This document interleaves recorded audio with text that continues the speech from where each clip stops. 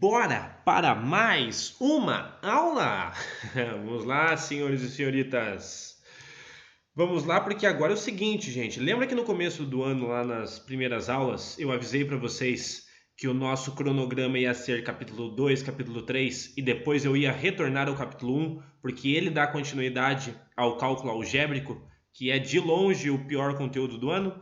Bom, então agora a gente entra exatamente no capítulo 1. A gente vai entrar no capítulo 1, que é justamente sobre as potências e as raízes. Então eu quero que vocês peguem a apostila lá de vocês e acompanhem no capítulo 1, página 98. A partir de lá que nós iniciaremos agora o capítulo 1.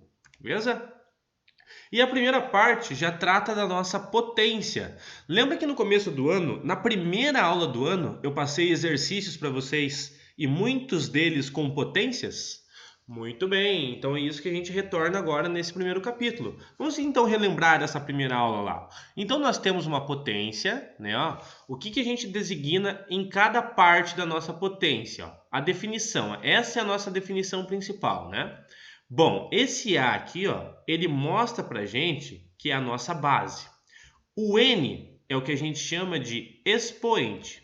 Então a gente deve repetir a nossa base, a quantidade de vezes do nosso expoente. Lembrando que a potência é sempre com multiplicações, tá? Esses três pontinhos aqui são reticências para dizer que continua N vezes, ó, N vezes. E por último, o resultado inteiro dessas multiplicações resulta então esse último valor que nós chamamos de potência. Tá?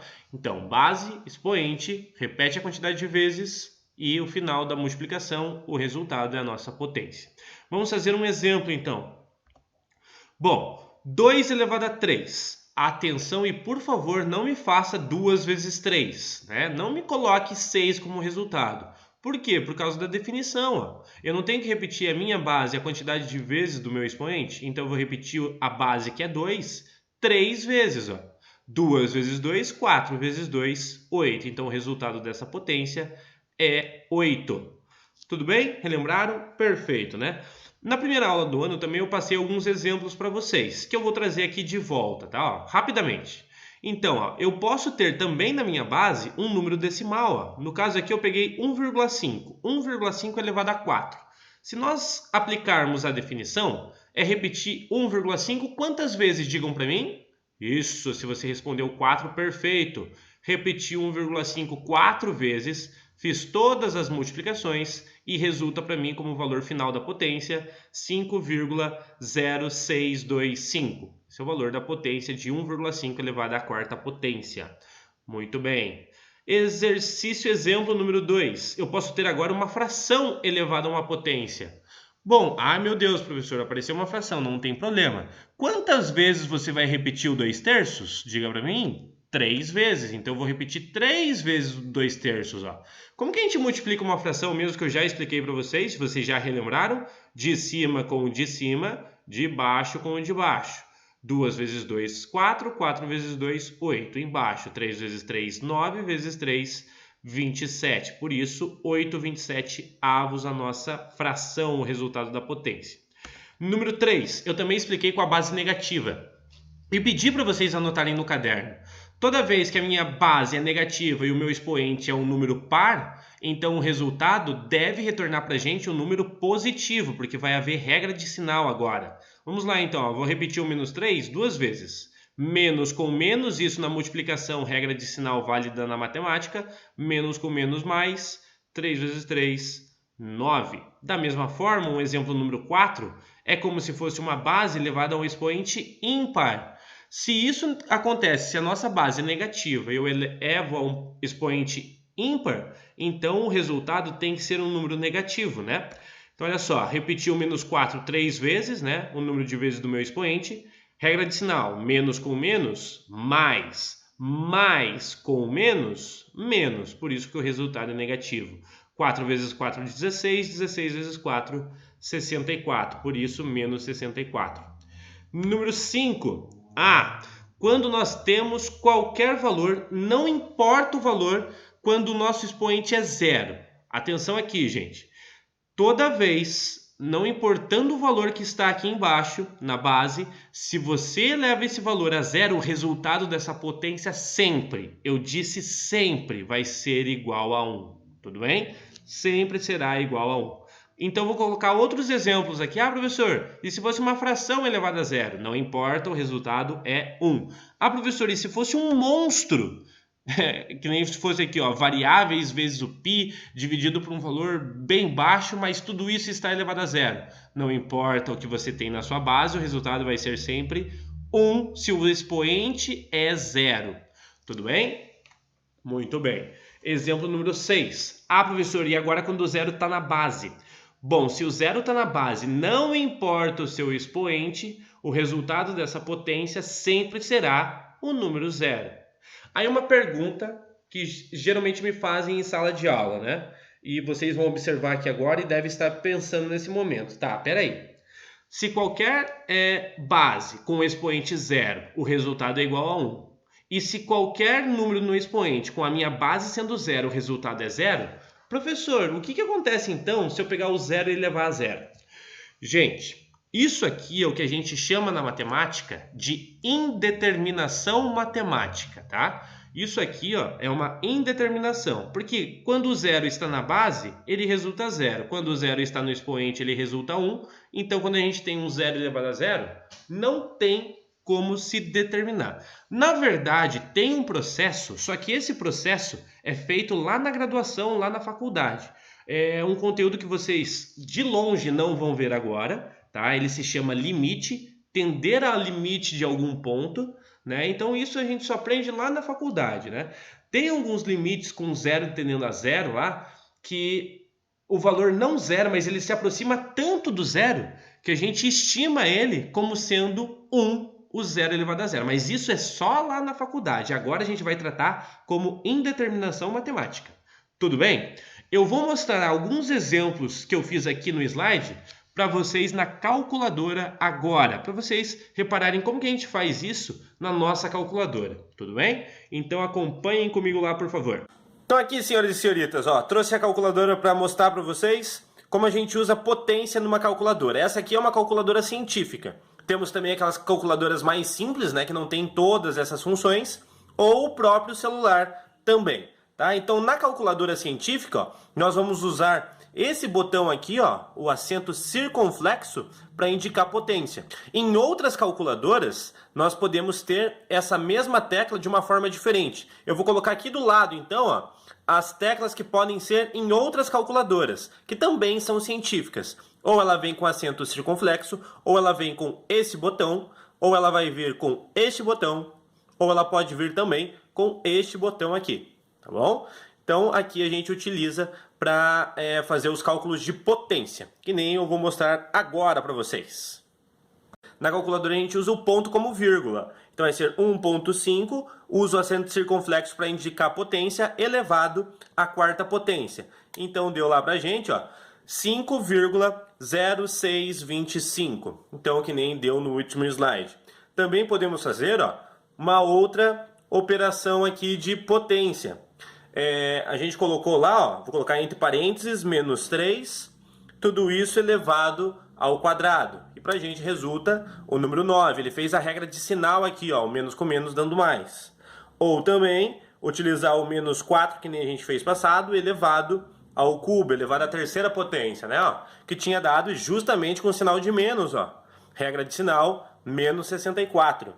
Ah, professor, e na calculadora tem como fazer fração? Sim, na calculadora também tem como fazer fração. Essa tecla aqui, ó, ela indica, não sei se vocês estão conseguindo ver por causa da luz, mas aqui, ó, tem um A de inteiro, um B barra C. Esse B barra C significa fração, ó. Então, que nem no nosso slide tinha 2/3 elevado ao cubo, eu vou fazer aqui também, ó. Então, vamos colocar lá, ó, 2/3, mas eu tenho que colocar entre parênteses, lembra? Porque eu tenho que levar minha fração inteira à potência. Então, vai ser 2. Aperto essa tecla aqui, ó, que define pra gente fração, ó. Esse risquinho, essa anotação significa fração na nossa calculadora.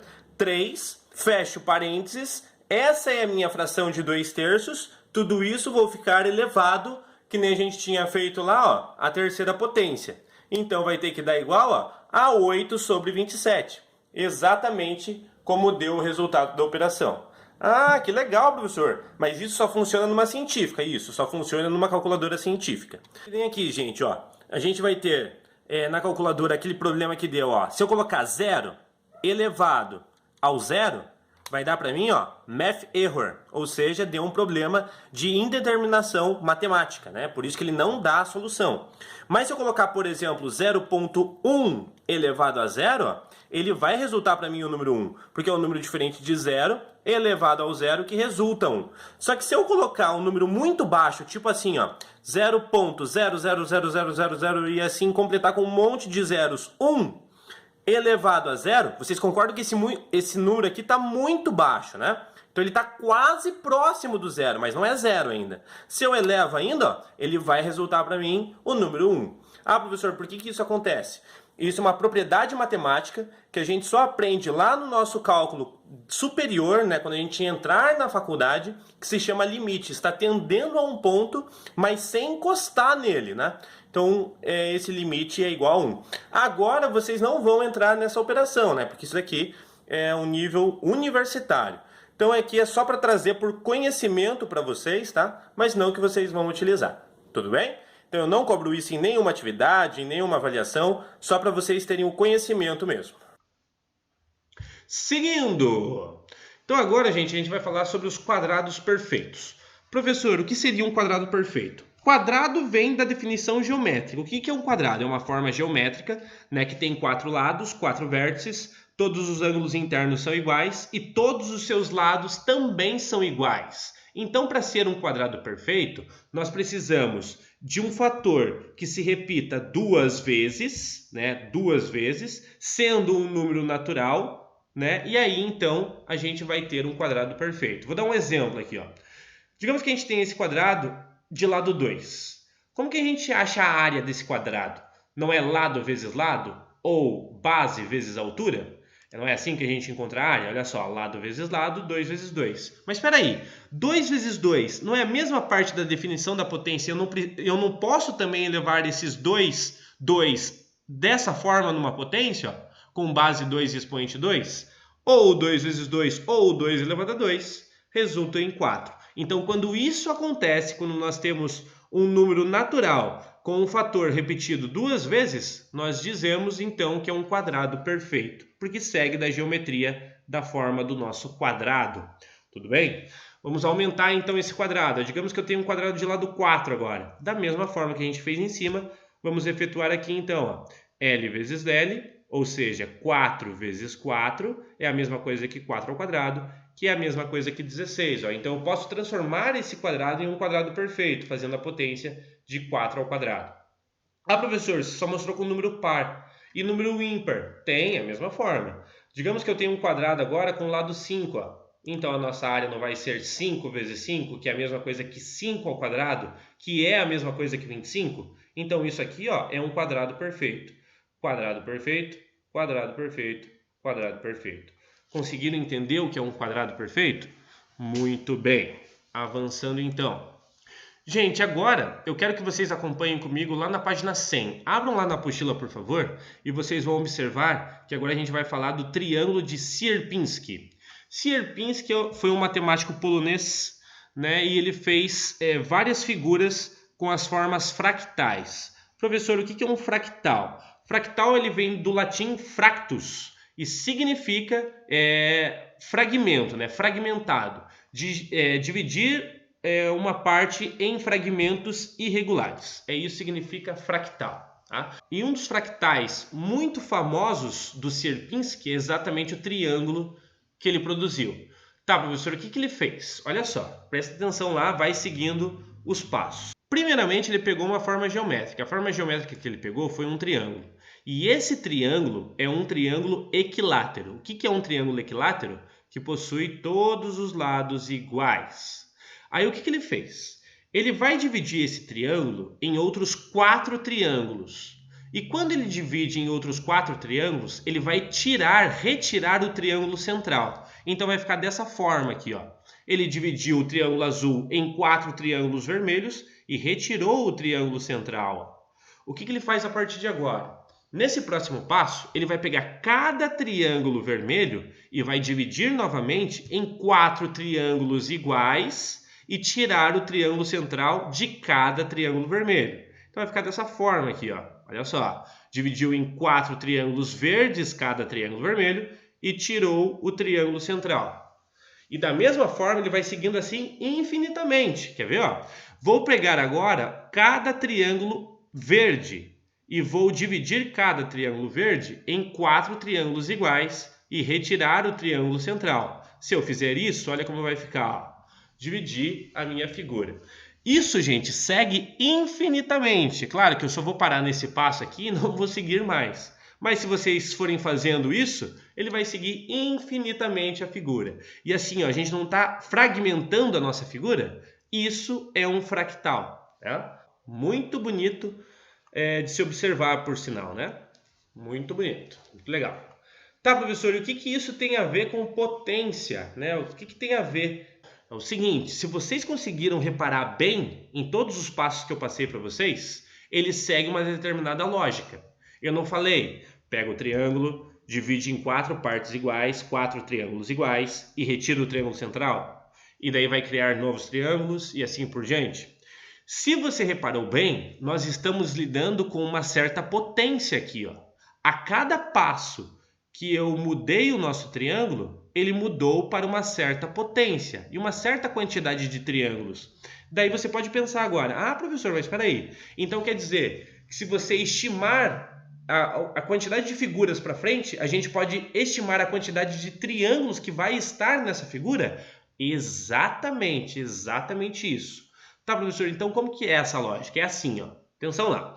Vou passar essa lógica para vocês. Então, no primeiro passo, o que ele faz? Ele só cria o primeiro triângulo, né? Ele cria o primeiro triângulo, só que no primeiro passo ele não divide o triângulo. Ele só cria um triângulo, perfeito?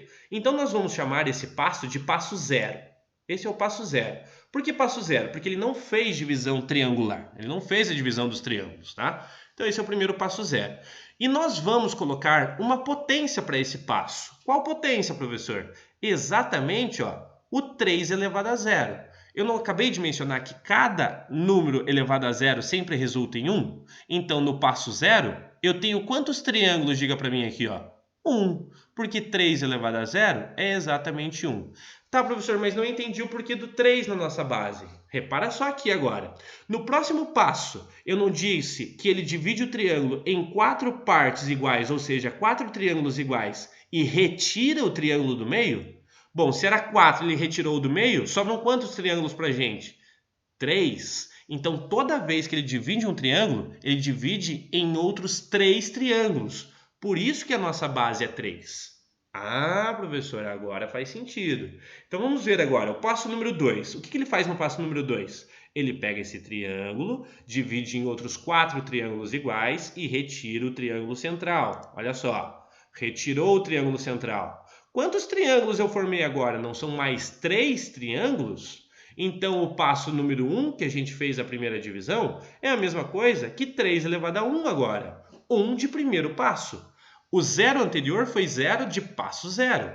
3 elevado a 1, 3. Por isso que eu tenho 3 triângulos. Professor, comecei a entender. Espera aí, quer dizer que no segundo passo, em vez do 3 estar elevado a 1, ele vai ficar elevado a 2? Perfeito se você respondeu dessa forma. Cada triângulo vermelho eu vou dividir em 4 triângulos verdes e tirar o triângulo central. Ou seja, cada triângulo vermelho surgiu mais 3 triângulos verdes. Quantos triângulos verdes vocês observam na figura agora? 1, 2, 3, 4, 5, 6, 7, 8, 9. Por isso que no passo número 2, eu vou pegar o meu 3 e levar ao quadrado. 3 ao quadrado, olha a quantidade de triângulos. 9 triângulos. Uau, professor, legal. Sem pensar, qual que é a próxima quantidade de triângulos amarelos que vai aparecer na figura? Se você respondeu 27, você acertou. Por quê? Porque vai ser 3 ao cubo, ou seja, 3 elevado a 3, que vai ser igual a 27. Porque cada triângulo verde vai originar 3 novos triângulos amarelos. 4 triângulos amarelos, retirei o central, então sobrou 3 para mim. Se vocês contarem todos os triângulos amarelos, vocês vão ver que possui 27 triângulos amarelos, que é o passo 3, 3 elevado a 3 é 27. Nossa, professor, quer dizer que nessa quarta figura, porque a primeira figura é o passo zero, né? Passo zero só tem um triângulo, porque é 3 elevado a 0. Passo 1 tinha mais 3 triângulos, porque é 3 elevado a 1. No passo número 2, ele tinha mais 9 triângulos, porque é 3 ao quadrado. E agora, no passo número 3, ele levou 3 ao cubo, 27 triângulos. Então, você consegue me dizer quantos triângulos ele vai ter na próxima figura, se tivesse? De cabeça, sem precisar desenhar os triângulos, você consegue me dizer? Perfeito quem respondeu 81, porque é 3 elevado à quarta potência. E assim vai seguindo infinitamente as nossas figuras. Legal a parte do fractal, né? Muito bem, essa é uma curiosidade, uma atividade prática aí que a gente traz com relação às potências. Se vocês gostaram e entenderam a aula de hoje, então agora chegou a hora da vez de vocês. Eu quero que vocês comecem essa meta número 5 fazendo as seguintes páginas da apostila. Olha lá, página 103 até a página 108, tá? Eu vou deixar de começo essas 5 páginas aí para vocês resolverem. Vocês vão observar que é só sobre exemplo dessa parte de potência, essa parte básica de potência. Não é tão difícil, não é para ser difícil, mas qualquer dúvida que vocês tenham, tragam para mim lá no Iônica. Nas outras aulas da semana eu vou estar tirando as dúvidas dessas páginas, e aí lá numa última aula da semana, daí talvez eu avance um pouco mais no conteúdo. Tá? Mas até agora eu quero primeiro começar na parte mais tranquila, porque depois, gente, depois desse capítulo número 1, vai chegar o conteúdo mais difícil do ano de matemática, que é o cálculo algébrico. Então, por isso que eu preciso que vocês entendam muito bem, relembrem bem essa parte de potência que vai ser necessária e muito eficaz depois no cálculo algébrico.